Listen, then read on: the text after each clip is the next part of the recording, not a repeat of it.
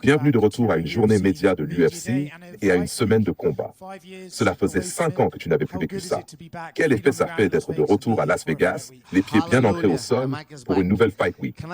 Alléluia. Le Mac est de retour. Je peux avoir un peu d'énergie Mac ici? Tristan, merci beaucoup. Alléluia, bébé. Dieu merci. Quelle magnifique journée à Las Vegas. C'est le jour que le Seigneur a fait et je vais m'en réjouir. C'est génial d'être de retour. Le poids est parfait, le corps est parfait, l'esprit est plus affûté que jamais. Le plan est prêt, tout est en place. Je suis prêt à partir à la guerre. On a l'impression d'être dans une véritable semaine de combat de McGregor.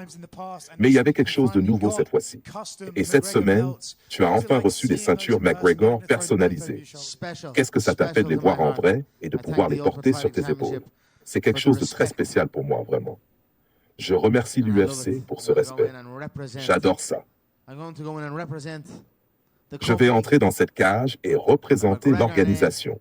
Je vais représenter l'UFC et le nom McGregor du mieux que je peux. Tu as répété tout au long de la promotion que tu allais faire passer Max pour un gosse une deuxième fois. Qu'est-ce que tu veux dire exactement par là? Mon intention est de tordre le corps de Max dans tous les sens, de le mettre dans des positions tellement inconfortables qu'il ne saura plus quoi faire. Et ensuite, faire ce que j'ai envie de faire avec lui. Est-ce que Max est l'adversaire idéal pour ton retour? Le gars parfait pour affirmer que tu es de retour et prêt à rivaliser de nouveau au plus haut niveau?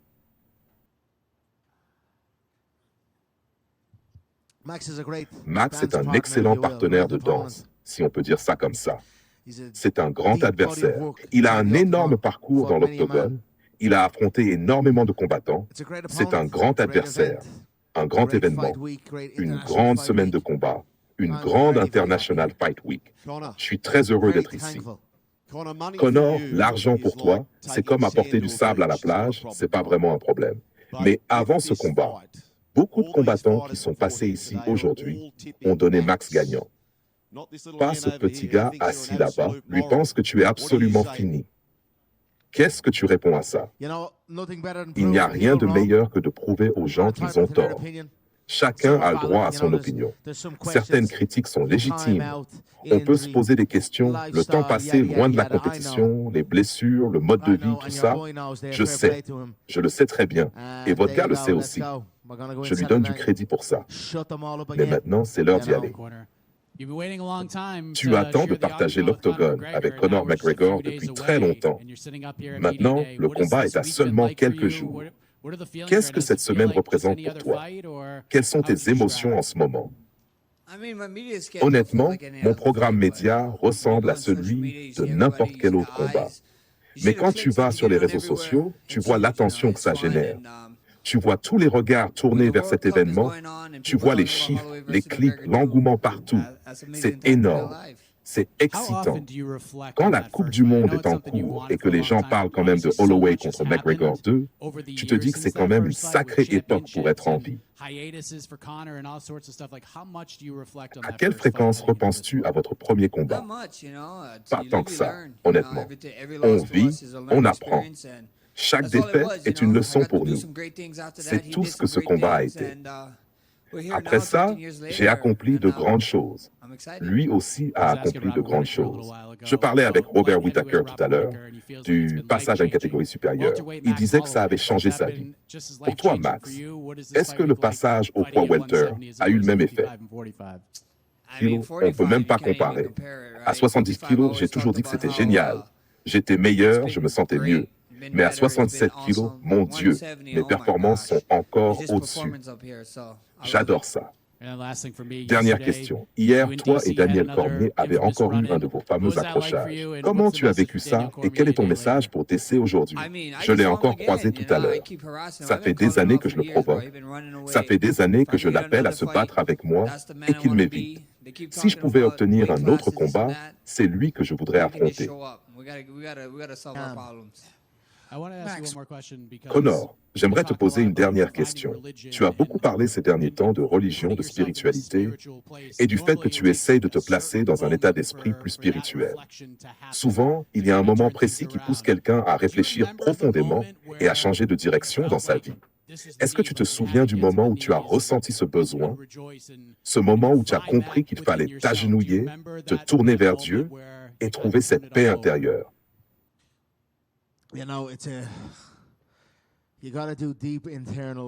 Tu sais, c'est un travail intérieur très profond.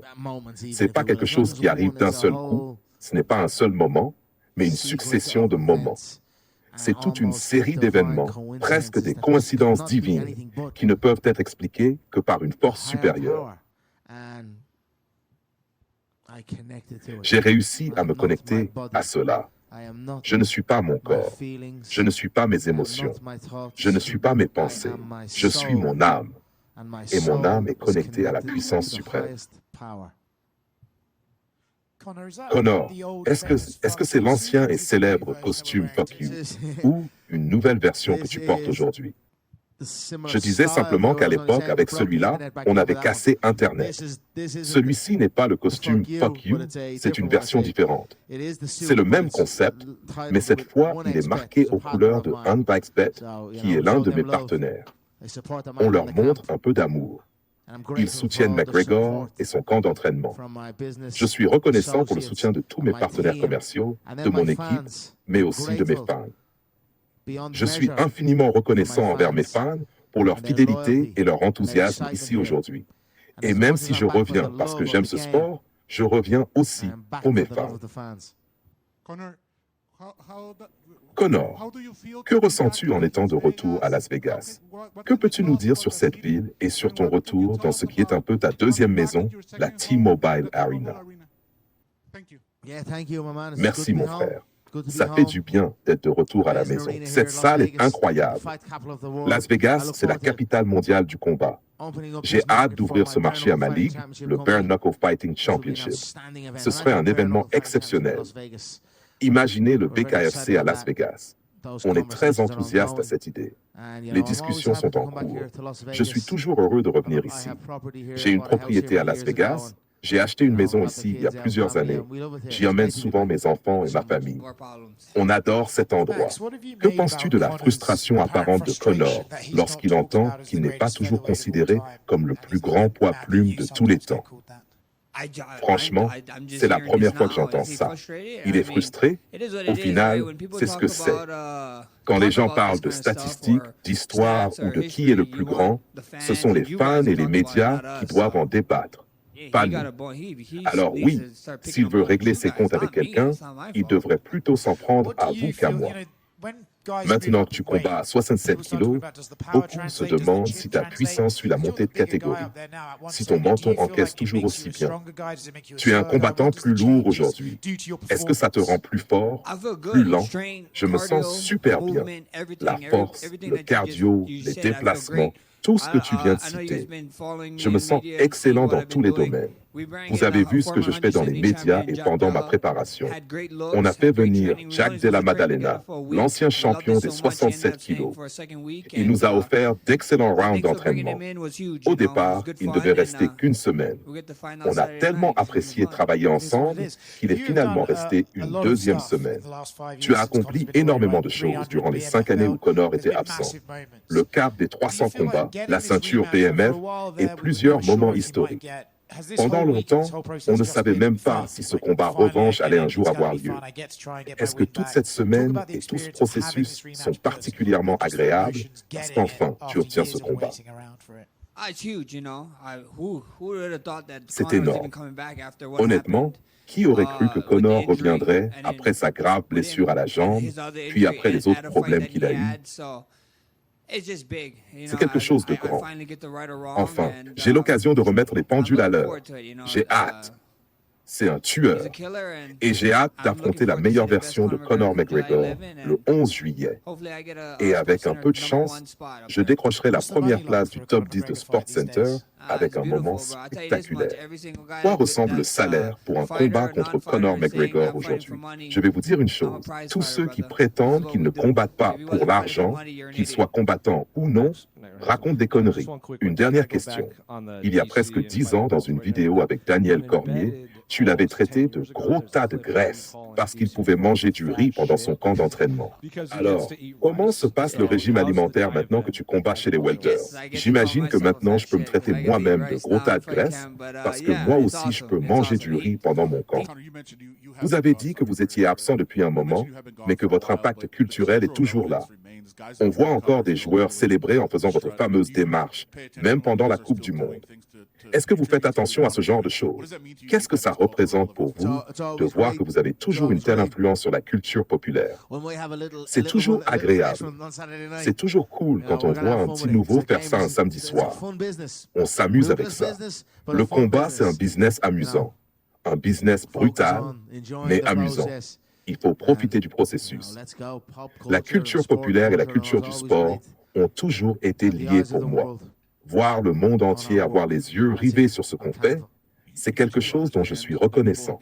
Vous avez dit comprendre que certaines personnes puissent avoir des doutes sur vous. Est-ce que vous avez déjà douté de vous-même pendant cette période? Jamais. Je travaille plus dur que le doute. C'est aussi simple que ça. Le doute ne grandit que lorsque vous ne faites pas le travail nécessaire. Mais avez-vous des regrets concernant votre carrière ou certaines décisions que vous avez prises? Je suis reconnaissant pour toutes les leçons que j'ai apprises. Mon rôle est d'honorer la place que Dieu m'a donnée et de ne pas la manquer de respect. C'est là où j'en suis aujourd'hui. Je suis reconnaissant pour chaque leçon apprise et j'avance. Quand je vous ai vu en Arabie Saoudite lors du combat Tyson Fury contre Francis Ngannou, vous sembliez frustré et vous disiez qu'on vous empêchait de faire ce que vous aimez. Aujourd'hui, vous êtes de retour, assis sur cette scène à quelques jours du combat. Est-ce qu'une partie de vous est reconnaissante d'avoir eu ces 2 années supplémentaires? Je ne veux pas transformer ça en séance de thérapie. Mais oui, ça a été quelques années difficiles. Merci de me le rappeler d'ailleurs, parce que ça me fait réaliser à quel point je suis heureux d'être ici aujourd'hui. Ça a été dur, mais Dieu agit de manière mystérieuse.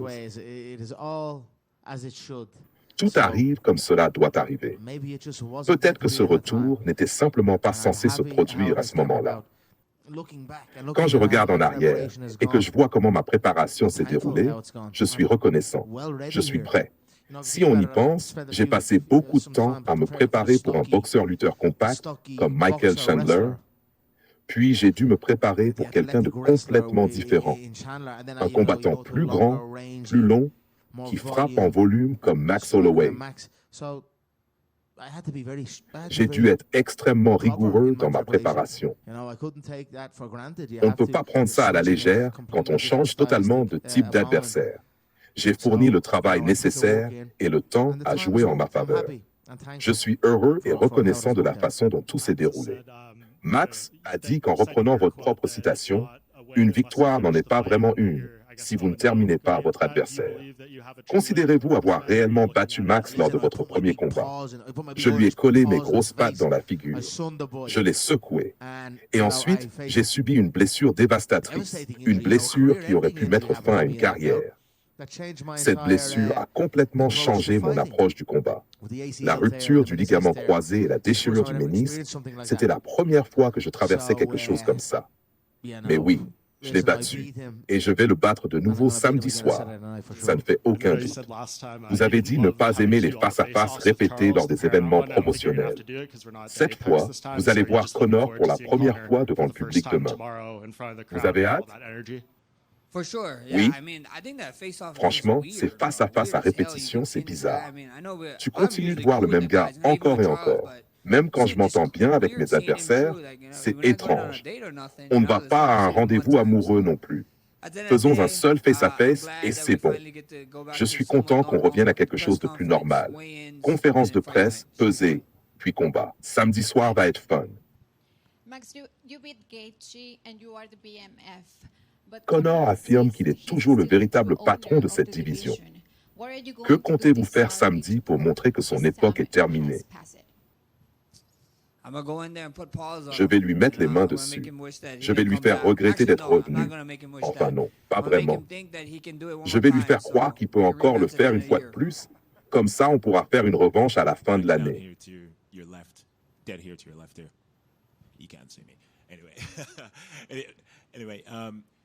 Beaucoup de fans pensent qu'après 5 ans d'absence, vous devriez facilement dominer Conor, surtout avec votre style basé sur un gros volume de frappe. Comment gérez-vous cette pression? C'est fou d'entendre ça. Beaucoup de gens enterrent déjà Conor, et c'est complètement dingue. Les gens enterraient aussi Justin Gage avant certains combats. Bien sûr, les situations sont différentes, mais quand même, ce gars a de l'argent à l'infini. Il a des connexions partout. Il revient d'une blessure monstrueuse.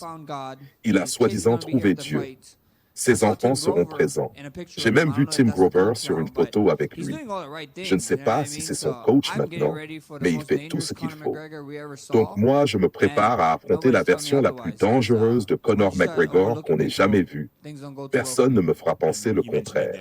Avec tout ce qu'il a accompli et tout l'argent qu'il possède, il n'a plus besoin de combattre. Qu'est-ce que cela dit sur son caractère?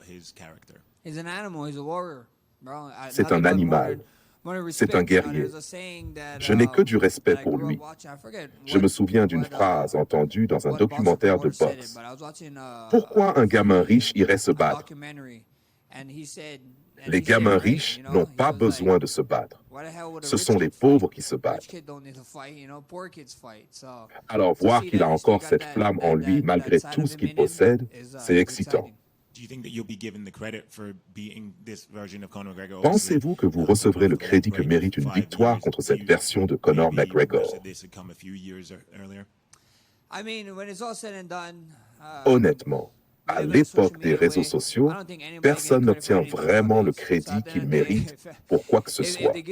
Si les gens me donnent du crédit, tant mieux. Sinon, c'est pas grave. Moi, je vais simplement cocher une nouvelle case sur ma liste d'objectifs. Aviez-vous des inquiétudes quant au fait que ce combat puisse ne jamais avoir lieu?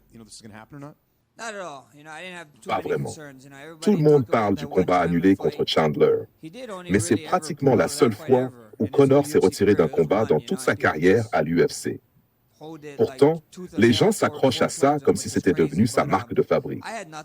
Moi, je me suis entraîné normalement. Si le combat avait été annulé, il aurait été annulé. Et s'il ne s'était toujours pas fait à ce stade, l'UFC aurait probablement trouvé quelqu'un d'autre. J'étais prêt pour tout. Vous vous êtes entraîné avec Jack Della Maddalena. Était-ce spécifiquement pour préparer Conor? Bien sûr que non. J'en suis à un stade de ma carrière où je veux multiplier les connexions avec différents camps et différents combattants. Faire venir des profils variés m'aide énormément. J'ai beaucoup appris avec Jack et j'ai hâte de retravailler avec lui à l'avenir. Vous suivez toujours les Toronto Raptors. Que pensez-vous du retour de Kawhi Leonard dans l'équipe? Max Holloway, je suis super enthousiaste. Je vais voir Bobby Webster, le manager général, lors du combat. Et j'ai besoin d'avoir une discussion avec lui parce que certains joueurs qu'on a lâchés me laissent un peu perplexe. Mais bon, Kawhi reste Kawhi. Je suis excité. Et qui sait, peut-être qu'il ramènera encore un titre à la ville. Il y a exactement 100 événements UFC. C'était l'UFC 229, le plus grand combat de l'histoire du sport entre toi et Khabib. Aujourd'hui, 100 galas plus tard, comment vois-tu l'UFC? Penses-tu que le sport est dans une meilleure position? Peut-il encore atteindre ce niveau d'engouement? Les chiffres parlent d'eux-mêmes. Les finances de l'entreprise montrent qu'ils ont généré environ 1,4 milliard de dollars de trésorerie disponibles l'année dernière. J'espère qu'ils préparent quelque chose d'énorme pour les fans. Je ne sais pas exactement quoi, mais on devrait faire quelque chose de spectaculaire. On devrait choquer le monde. On devrait enthousiasmer la planète entière avec nos événements. J'espère que ce sera le cas. Et je pense sincèrement que ça le sera. En tout cas, moi, à l'intérieur de l'octogone, je ferai ma part du travail. Le business est en plein boom, mon frère. Paramount a investi 7,7 milliards de dollars. On va être diffusé en direct sur CBS et j'en suis très reconnaissant. Merci à toute la famille Paramount pour son soutien. Le business se porte à merveille, bébé. Conor, peux-tu comprendre pourquoi certaines personnes estiment que tu ne mérites pas cette plateforme après l'affaire judiciaire d'il y a 2 ans. Je suis un homme innocent. Et je défendrai mon innocence jusqu'à mon dernier souffle. Il y a une raison pour laquelle cette affaire a suivi le chemin qu'elle a suivi et s'est terminée devant un tribunal civil. C'est comme ça. Ça me touche profondément, bien sûr. Mais je continue de me battre. Je connais la vérité. Et je sais que les lèvres mensongères sont une abomination aux yeux du Seigneur. Je sais aussi que tout ce qui est fait dans l'obscurité finit par être révélé à la lumière. J'ai confiance en Dieu. Et croyez-moi, ce jour-là arrive. J'attends ce moment avec énormément d'impatience. Penses-tu être tombé dans le piège dans lequel tombent beaucoup de combattants? La célébrité et l'argent?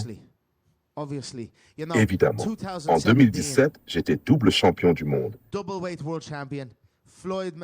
J'ai affronté Floyd Mayweather et je me suis rempli les poches.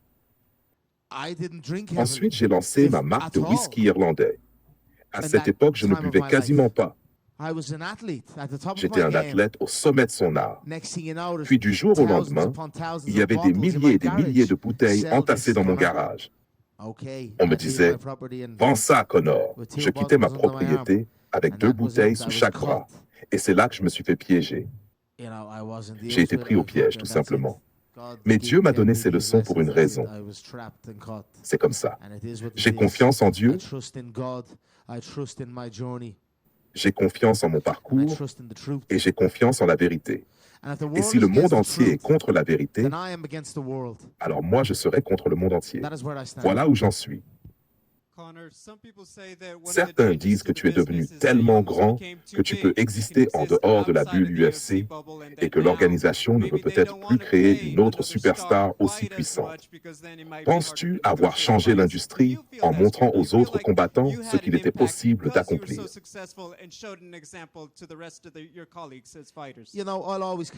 J'ai toujours défendu les combattants pour qu'ils soient payés à leur juste valeur et je suis heureux des progrès réalisés. Les salaires augmentent régulièrement. Si vous demandez à Max, je suis sûr qu'il gagne aujourd'hui environ 5 fois plus que sa plus grosse bourse d'autrefois. Les gars avancent, les filles aussi. Et je continuerai toujours à me battre pour ça. Je suis fier d'avoir participé à cette évolution. Maintenant, en tant que propriétaire du Bare Knuckle Fighting Championship, ça me met parfois dans une position délicate. D'un côté, je défends toujours les combattants. De l'autre, j'ai des intérêts dans une organisation. Il faut donc trouver un équilibre. Mais dans mon cœur, je reste un combattant. Je sais ce que ce métier exige. Robert Whittaker monte lui aussi de catégorie sur cette carte. Comment s'est passé ce camp à 67 kilos? Quel était ton poids habituel et comment t'es-tu adapté?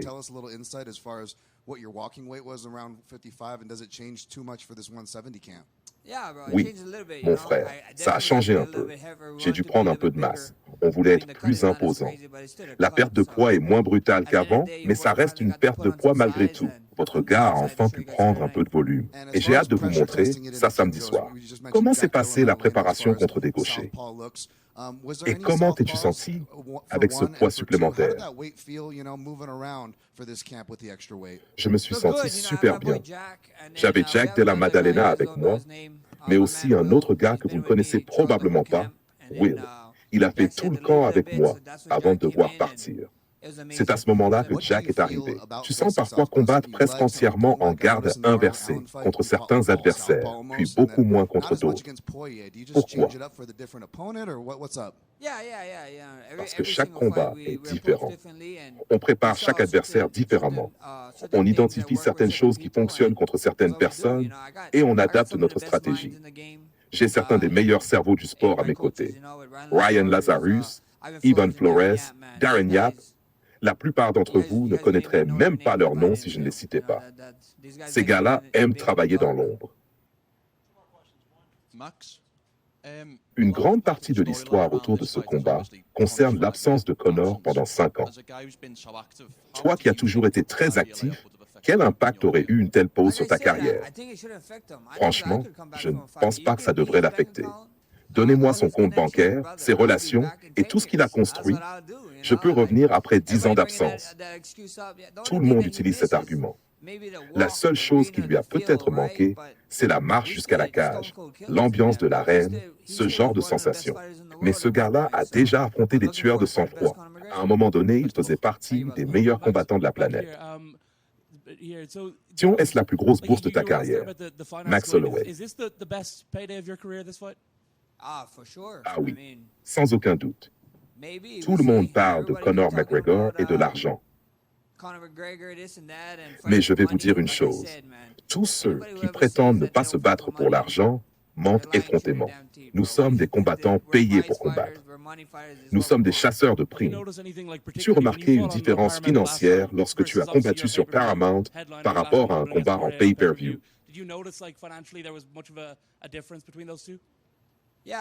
À 100%.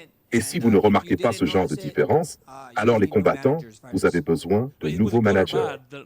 Oui, c'était très très intéressant financièrement.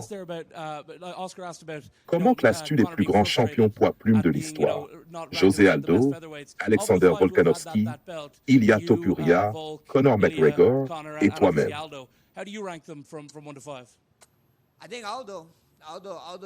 José Aldo restera toujours mon favori, mais je comprends parfaitement ceux qui mettent Volkanovski tout en haut. Je peux voir les arguments. Personnellement, je ne vais pas me classer moi-même. Donc je dirais José Aldo, puis Volkanovski, ensuite peut-être Ilia Topuria, compte tenu de ce qu'il a accompli et des adversaires qu'il a battus, puis Conor. Conor a remporté la ceinture une fois, puis il est parti. Ensuite, il est devenu double champion. Donc, tout le respect pour ça. Mais voilà simplement la façon dont je vois les choses. Mon pote, je ne sais pas trop quoi te dire. Moi, je vais à l'église, je prie Dieu. Je me mets à genoux et je remercie le Seigneur. Il m'a tout donné et je resterai toujours à genoux pour lui rendre grâce. Justin Gaethje a déclaré qu'il sera présent pour ton combat contre Max Holloway. Il a également dit qu'il aimerait te mettre un coup de poing en pleine figure. Quelle est ta réponse? Conor McGregor. Qu'il prenne un ticket et qu'il fasse la queue. Il y en a déjà quelques-uns qui attendent. Écoute, il détient la ceinture BMF chez les poids légers. Tant mieux pour lui. Mais Holloway l'a quand même laissé étaler face contre terre. Le cul en l'air. Il l'a massacré. Complètement. Alors honnêtement, je n'y pense même pas pour le moment. Mais maintenant que je suis redescendu chez les poids légers, c'est une autre histoire. Et puis, je ne vais pas mentir. La triple couronne me tente bien. Alors, un peu moins de manque de respect, espèce de clochard. Max Holloway s'entraîne également avec JDM, Jack Della Maddalena, qui est lui-même un poids welter. Que penses-tu de son choix de partenaire d'entraînement pour essayer de te reproduire? Ça ne suffira pas. Ce n'est pas un mauvais choix. Pourquoi pas? J'ai vu quelques extraits de leurs entraînements.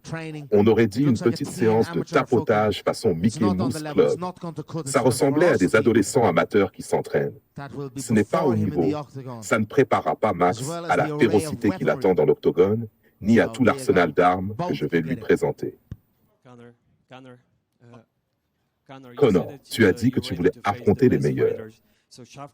Shavkat Rakhmonov a battu ton compatriote Ian Gary et il est considéré comme l'un des prétendants les plus dangereux de la division. Si tout se passe bien pour toi, imagines-tu ce combat un jour? Et que penses-tu de lui comme combattant? Je sais qu'il revient d'une blessure assez sérieuse et qu'il est en train de se reconstruire. Donc je vais le laisser gérer ça. Honnêtement, je ne pense pas grand-chose de lui pour le moment. Il a encore énormément de travail à faire. Qu'est-ce qu'il a à m'offrir, au juste? Pour que j'envisage ne serait-ce qu'un instant ce combat, il faudrait déjà qu'il décroche le titre. C'est un bon combattant, rien de plus. Selon toi, quelles seront les conversations lundi matin après ton combat? Que le Mac est officiellement de retour. C'est tout. L'ambiance samedi soir va être complètement folle. Ma performance va être hors norme.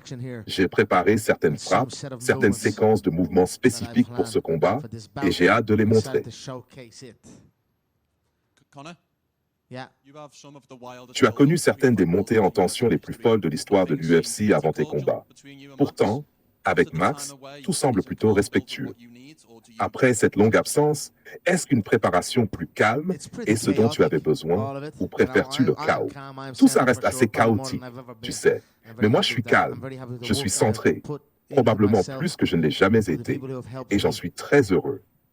Je suis fier du travail que j'ai accompli sur moi-même, fier des personnes qui m'ont aidé sur ce chemin. Je suis dans un excellent état d'esprit.